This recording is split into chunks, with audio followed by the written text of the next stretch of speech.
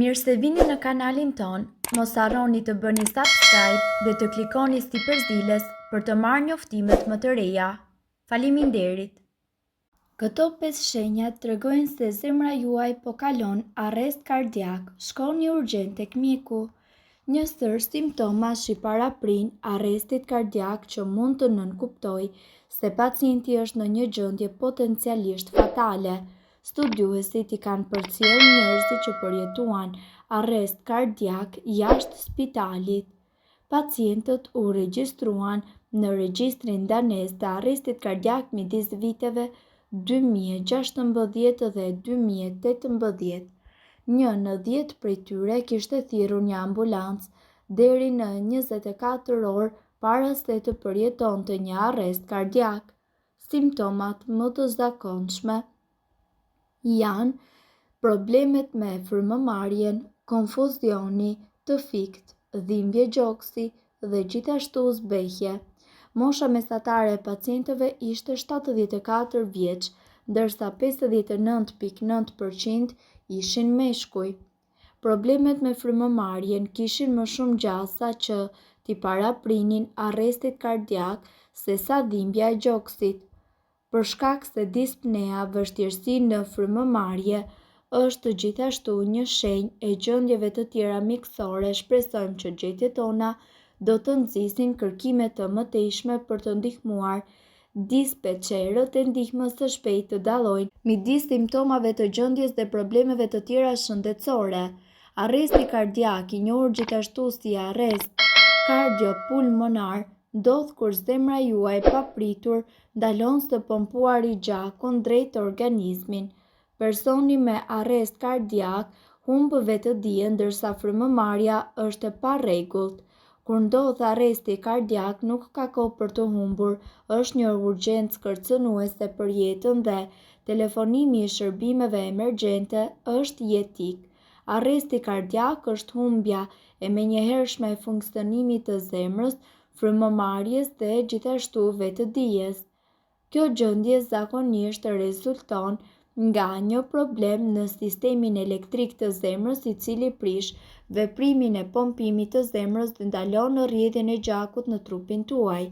Arresti kardiak nuk është I njëjtë sikurse një sulm në zemër, kur bllokohet rrjedhja e gjakut në një pjesë të zemrës.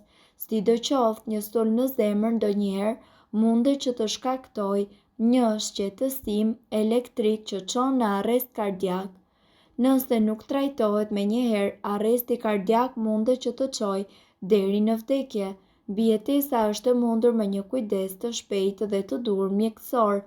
Reanimacioni kardiopulmonar, duke përdorur komprensime në gjoks, mundet të përmirësojë shanset për të jetuar. Shenjat dhe simptomat e arrestit kardiak janë të menjëhershme dhe drastike. Rrëzim I papritur, humbje e pulsit, ndalimi I frymëmarrjes, humbje e vetëdijes.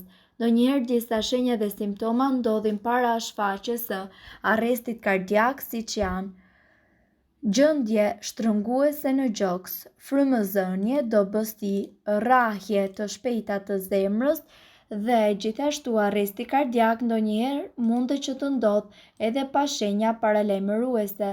Shkaktari I zakonshëm I arrestit kardiak është ritmi jo normal I zemrës që ndodh kur sistemi elektrik I zemrës nuk funksionon si duhet. Sistemi elektrik I zemrës kontrollon shkallën dhe ritmin e rrahjeve të zemrës. Nëse diçka shkon keq, atëherë zemra juaj mundet që të rrahë shumë shpejt, shumë ngadalë ose në një mënyrë të parregullt. Shpeshherë këto aritmi janë të shkurtra dhe të padëmshme, por disa lloje mund të çojnë në arrest kardiak të papritur. Pavarësisht shpejtësisë së lartë të sëmundjeve kardiovaskulare, shumica e njerëzve I lidhin sëmundjet e zemrës me disa nga simptomat më të dukshme si dhimbja në gjoks, ndërkohë që nuk e dinë për simptomat më pak të panjohura.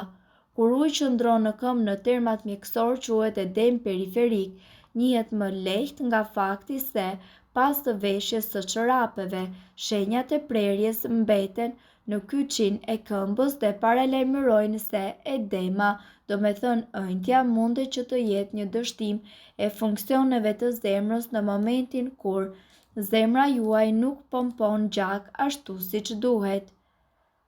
Gjithashtu duhet të keni parasysh se edema më së shpeshti shfaqet në këmbë dhe në kyçin tuaj të këmbës për shkak të gravitetit, transmetojnë ekspertët. Megjithatë është e rëndësishme të theksohet se shumica e njerëzve të cilët kanë edem periferik nuk kanë sëmundje të zemrës, edhe pse është e rëndësishme që të bëhen analiza mjekësore sepse mundet që të jetë një shenjë e problemeve me zemrën. Ëndja mundet që të shkaktohet nga një sër gjërash, shumë prej të cilave janë të përkohshme dhe krejtësisht të padëmshme. Për shembull, është krejt e zakonshme që ju të keni këmbë të ëntura gjatë shtatzanisë ose ëndje të duarve apo të këmbëve gjatë fluturimit me avion për shkak të gravitetit dhe gjithashtu të mbajtjes së ujit. Problemet e vazhdueshme me edemin menjëherë munden që të jenë edhe shenja se zemra juaj nuk po funksionon siç duhet, thonë ekspertët. Si një nga shkaqet më serioze të edemit periferik, ata përmendën kongestion të zemrës, domethënë një gjendje kur zemra juaj është e dobët për të pompuar gjakun me efikasitet. Të ushqyerit gjithashtu është një pjesë tjetër tepër e rëndësishme që luan një rol tepër të veçantë në shëndetin tuaj. Çdo ditë ju dëgjoni dhe nuk dini se çfarë të besoni më shumë. Çfarë është e mirë për të ngrënë në fund të fundit dhe çfarë jo? A është vërtet e mirë vera për shëndetin e zemrës tuaj apo jo? Këtu ne do t'ju tregojmë se studiuesit nga Kolegji Amerikan i Kardiologjisë kryen disa studime me qëllim që të sqarojnë saktësisht se çfarë ushqimesh duhet që të konsumoni ju në rast se vuani nga sëmundjet e zemrës, por njëkohësisht edhe për të mbrojtur shëndetin e zemrës dhe për të qenë sa më të shëndetshëm. Rezultatet u publikuan në gazetën e Kolegjit Amerikan të Kardiologjisë pas rishikimit të 60 studimeve. Rezultatet treguan se këto 4 ushqime janë më të mira për të mbrojtur zemrën tuaj. Bajamet. Këto fruta të thata janë plot me yndyrra të pangopura të cilat ndihmojnë në uljen e kolesterolit të keq. Plus është një burim mjaft i mirë i vitaminës dhe antioksiduese, e cila e mban sistemin tuaj imunitar tepër të shëndetshëm. Mollët. E dini shprehjen se një mollë në ditë e mban mjekun larg? Kjo është mjaftueshme për të kuptuar se sa të mira janë mollët. Përveç kësaj, ky frut i veçantë dhe lëkura e tyre përmbajnë edhe fibra të tretshme të cilat ndihmojnë për të pastruar në këtë mënyrë arterjet tuaja dhe muret e enëve të gjakut.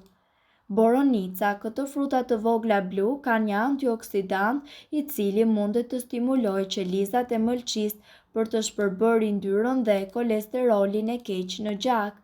Ato përmbajnë gjithashtu flavonoide, të cilat munden që të ulin presionin tuaj të gjakut. Kafe. Kafja mundet që të ndihmojë që ju të jetoni më gjatë. Ky mundet të jetë një lajm i mirë për shumë persona dashamirës të kafes.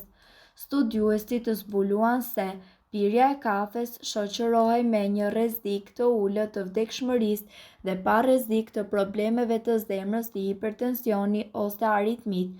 Por mbani mend, shumë sheqer dhe shtimi i kremit mundet që të zvogëlojë përfitimet e kafes. Duhet të dini se këto informacione nuk kanë për qëllim të zëvendësojnë ilaçet e përshkruara nga mjeku. Para se të përdorni këto receta të mjekësisë alternative, ne ju sugjerojmë që të këshilloni më parë me mjekun tuaj. Nëse ndonjë prej këtyre përbërësve ju shkakton alergji, e mira është që të mos i përdorni këto receta të mjekësisë alternative. Nëse doni të dëgjoni videot tona që ne postojmë çdo ditë, kliko subscribe. Ju ftojmë gjithashtu të bëni like në videot tona nëse i keni dëgjuar dhe pëlqyer ato. Faleminderit që e pat videon ton. Shpërndajini këtë video në profilin tuaj në mënyrë që të informohen edhe shokët tuaj. Faleminderit.